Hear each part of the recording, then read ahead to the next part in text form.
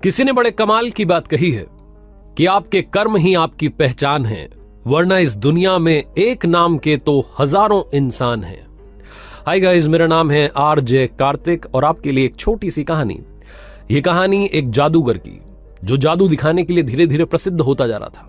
राज दरबार में बात पहुंची, राजा ने उसे जादू दिखाने के लिए बुलाया। जादूगर को लगा कि जिंदगी में सबसे बड़ी कमाई करने का अवसर आ चुका है। जादूगर ये सोच रहा था कि वो सबसे अच्छा जादू दिखाएगा और सबसे ज्यादा इनाम राजा जी से पालेगा। दरबार में पहुंचा, सोचते हुए जा रहा था कि कौन सा जादू दिखाऊं।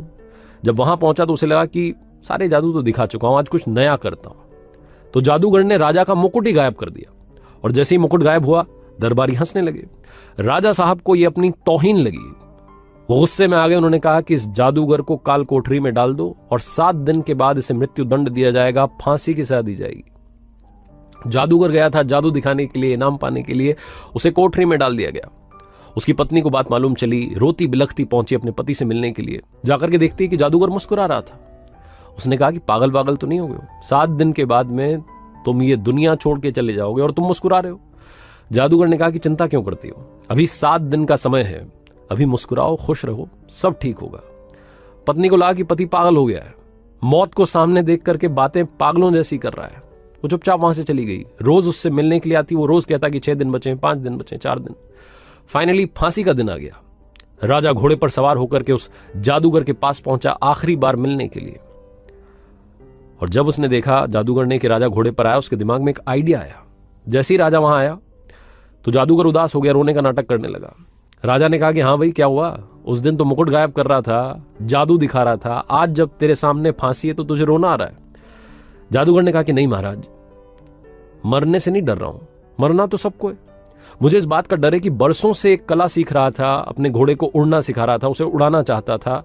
वो काम बस 1 साल में पूरा होने वाला था। अब मैं वो कला अपने साथ ही लेकर के दुनिया छोड़ जाऊंगा, मुझे इस बात का अफसोस हो रहा है। राजा के मन में आया कि उड़ने वाला घोड़ा ये जादूगर तैयार कर रहा है। मान लो वो घोड़ा मेरे पास आ गया तो मैं बड़ा से बड़ा युद्ध जो है आसानी से जीत जाऊंगा। बड़े से बड़े युद्ध में बड़े से बड़े राजा को ऐसे ही हरा दूंगा। उड़ने वाला घोड़ा मेरे पास होना चाहिए। इसी लालच में राजा ने उससे कहा, जादूगर से, कि एक काम करते हैं, 1 साल का तुम्हें समय देता हूं। 1 साल के बाद में अगर वो घोड़ा मुझे दे दिया तो बात ठीक है, लेकिन अगर नहीं दिया तो तुम्हें फांसी की सजा दे दी जाएगी 1 साल के बाद में। तब तक के लिए तुम्हें रिहा किया जाता है। तो 1 साल के लिए इसको बरी कर दिया गया। जादूगर सीधा अपने घर पहुंचा। वहां जाकर के देखता है मातम छाया हुआ था, लोग रो रहे थे, रिश्तेदार आए हुए थे, इसकी पत्नी रो रही थी। लेकिन अपने पति को जिंदा देख करके वो मुस्कुराने लगी, खुश हो गई। सब लोग खुश रहे। आधे 1 घंटे के बाद में सब लोग चले गए। घर में पति पत्नी बचे। पत्नी ने फिर से पूछा, एक बात बताओ, राजा ने आपको छोड़ कैसे दिया? तो जादूगर ने कहा कि एक शर्त पर छोड़ा है, 1 साल के अंदर मुझे उन्हें उड़ने वाला घोड़ा देना है। तो पत्नी जो थी वो फिर से गुस्सा होने लगी, कहने लगी कि पागल हो गए हो, ये क्या तुम वादा करके आ गए? उड़ने वाला घोड़ा हम बना ही नहीं सकते। जादूगर ने कहा, मालूम है मुझे नहीं बन सकता, लेकिन 1 साल का समय है, इस 1 साल में खुश रहो, मुस्कुराओ, इस जिंदगी को जियो, बस यही कहना चाहता हूं। पत्नी ने कहा कि फिर से तुम्हारा ज्ञान चालू हो गया। जादूगर ने बहुत समझाया कि खुश रहो, सब ठीक होगा। और कमाल यह हुआ कि उस 1 साल के अंदर ही 6 महीने के अंदर राजा की मृत्यु हो गई। 3 महीने के अंदर घोड़ा मर गया। कौन सा घोड़ा, कौन सा राजा, बात ही खत्म हो गई। जादूगर जो कह रहा था कि चिंता मत करो, बात बिल्कुल सही रही। छोटी सी मजेदार कहानी है, लेकिन हमें सिखाती है कि जिंदगी में हम में से बहुत सारे लोग आज में खुश नहीं है। हम कल की चिंता करके दुखी हो रहे हैं। हमें लगता है कि कल ये प्रॉब्लम आएगी, क्या होगा, कैसे होगा, उसको सोच सोच करके आज दुखी हो रहे हैं। आज हमारे पास में सब कुछ है, मुस्कान है, फैमिली है, लेकिन हम खुश नहीं है। हम कल की चिंता में दुखी हैं।